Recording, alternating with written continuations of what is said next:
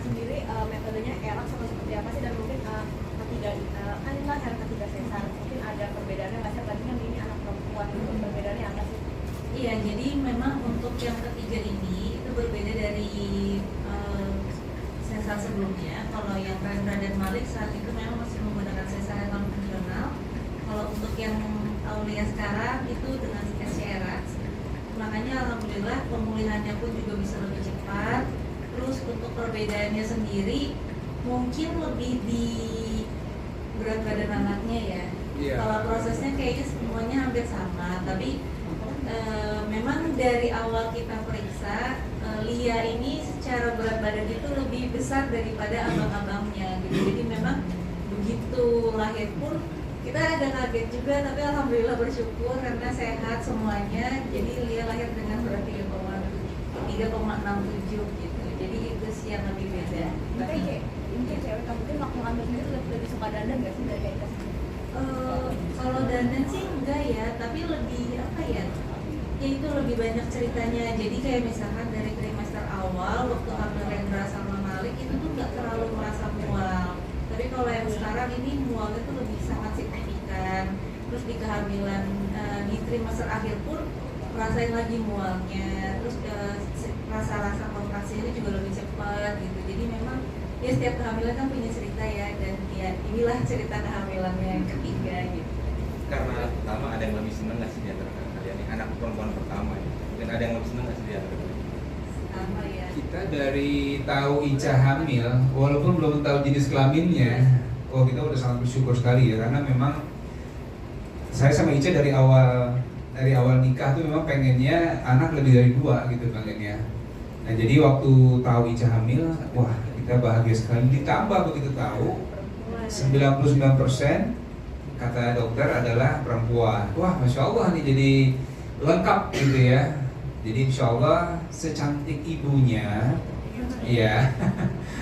Dan saya kan belum pernah punya anak perempuan, jadi ini pertama kalinya. Maka sebelum anak saya lahir, saya tanya sama teman-teman, sama kakak saya yang punya anak perempuan, gimana sih cara mendidik atau membesarkan, merawat anak perempuan itu beda apa enggak sih? Ada yang bilang katanya dia sama ayahnya lebih lengket gitu ya, lebih dekat, dan bondingnya lebih kuat gitu ya. Apa sih yang mesti dijaga gitu, dan gimana kemudian PR kita menjaga abang-abangnya tidak ada kecemburuan nih ya kan, terutama Malik yang selama ini jadi yang paling kecil, sekarang dia punya adik. Nah ini juga kemarin kita sempat ngobrol-ngobrol sama dokter ya, kita dikasih arahan ya gimana supaya si anak tengah dan abangnya ini nggak merasa tersingkirkan perhatiannya karena ada adik yang baru, kira-kira gitu. Sejauh ini Malik ini kan bisa dikatakan kayak anak cewek biasanya cowok kan nggak titik sana langsung ditindik atau gimana sih untuk telinganya sendiri supaya nggak merasa sakit? Iya. Nah kemarin kita juga konsultasi ke dokter anak. Nah beliau bilang boleh ditindik ya, boleh ditindik. Tapi itu pilihannya kembali ke orang tuanya, mau ditindik langsung atau enggak, gitu dok ya, boleh ya. Jadi kalau tapi antingnya kita udah siapin. Nah ya, hadiah dari adiknya Ica ya. Hadiah dari adik Ica. Jadi karena kan adik Ica anaknya perempuan semua, jadi ngasih hadiah anting. Jadi kalau misalkan memang kita memutuskan untuk langsung ditindik, antingnya udah ada. Ini karena kita hari terakhir kita mau putuskan kita mau tindik apa enggak hari ini. Iya.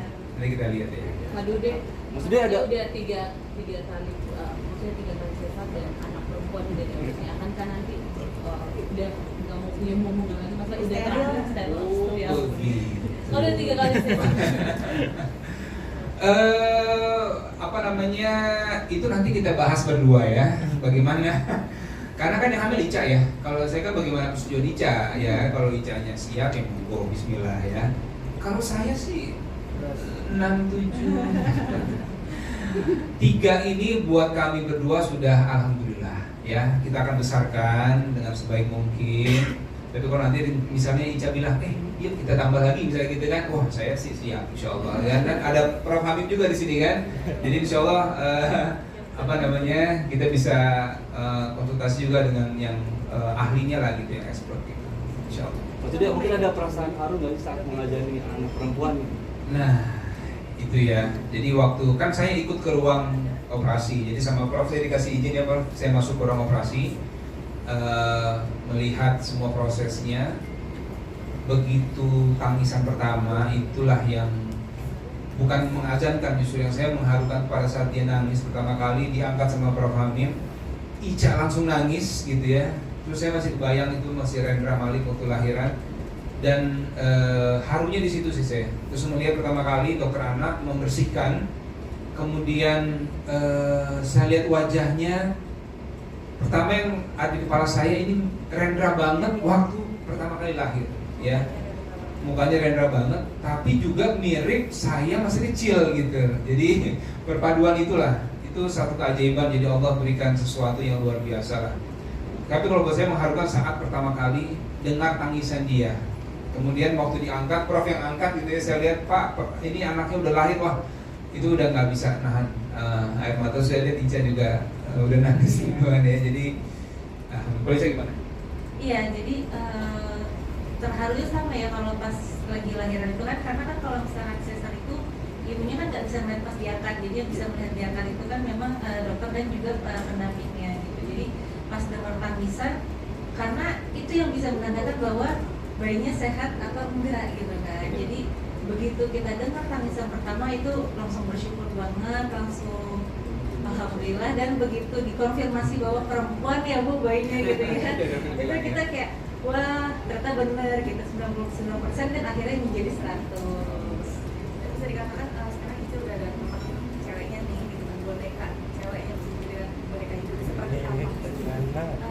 Mungkin nanti Kak Duri jangan kaget kalau tiba-tiba udah diikat rambutnya. Oh, kakak diikat rambutnya? Enggak. Oh. Iya.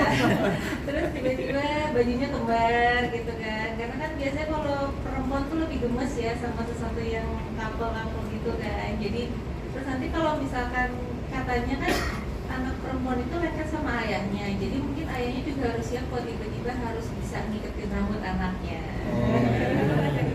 Mungkin belajar dari ikat rambut ibunya dulu ya.